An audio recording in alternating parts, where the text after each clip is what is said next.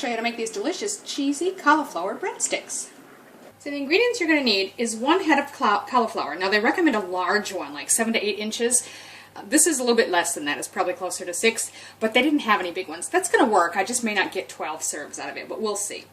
1/4 cup of egg whites, and that would be the equivalent of 2 large eggs. Just remove the yolks out of them.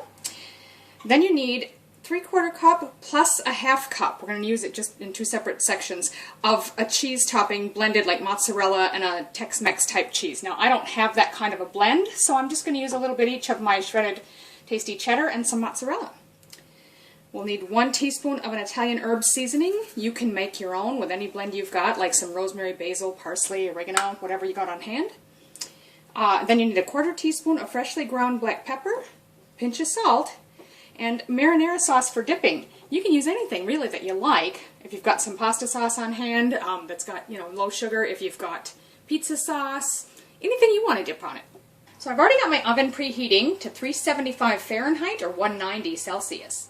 So I've rinsed and cleaned the cauliflower, and I've separated it into florets, and some of the bigger ones I've had to chop into smaller chunks. Now I'm just going to go ahead and cut this into rice. I'm going to use a little food processor here to do it, but you can use a grater, shredder, you can chop it by hand with a knife, whatever works for you.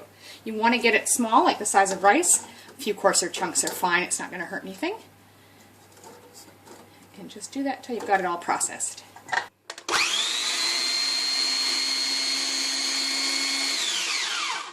So I've just spread the riced cauliflower into this oven-proof baking dish, and I'm just going to pop it in the oven now for 20 minutes.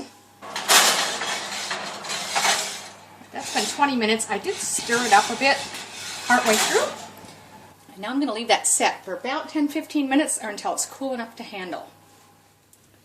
I've transferred the cooked cauliflower to a bowl that's lined with just a tea towel, kitchen towel basically. And what we're going to do is bring all the corners up, so that we can squeeze the cauliflower and make sure we get all the liquid out. You just want to give it a really good squeeze. You can see it's already starting to get some liquid out there. Get as much out as you can. The author says you can get a whole cup. So that's how much liquid we got out of ours. I would say that's definitely a cup. We're going to dump that out. So there's my cauliflower now, placed back in a clean bowl, and you can see it's been squeezed very hard. It's quite dry and crumbly now. Now I've increased the oven temperature to 450 Fahrenheit, which would be about 230 Celsius, and now I'm just going to take and add the egg whites, the Italian seasoning, and I've already got the salt and pepper in here as well, and then our 1/2 cup of cheese. Remember, I've mixed 2 kinds together here. You can use whatever you like. I'm just going to mix that all together well. So now I've just got a baking tray. I'm using a lamington pan, which is just sort of a slice pan, but you can use any baking pan you've got that's similar size. And I've lined it with baking paper.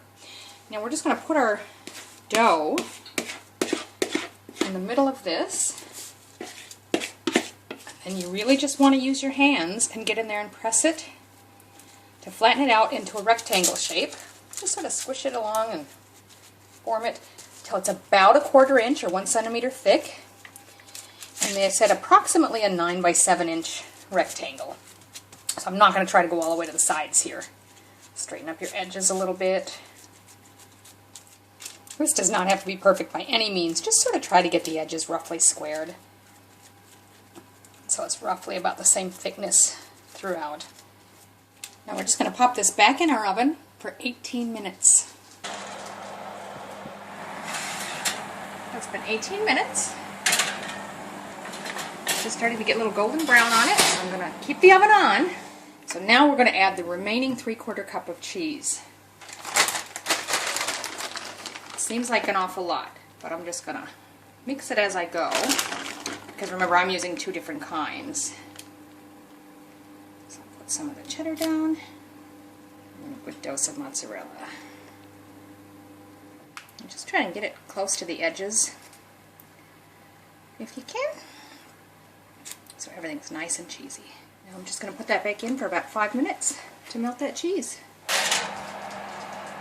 Now I put mine up under the griller, also known as the broiler, for the last minute, just to get a little more bubbly. If you want yours even more golden brown, you can see it's starting to get nice and golden on the edges there.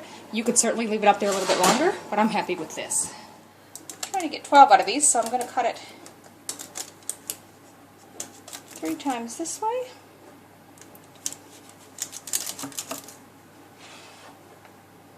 We'll go 4 this way.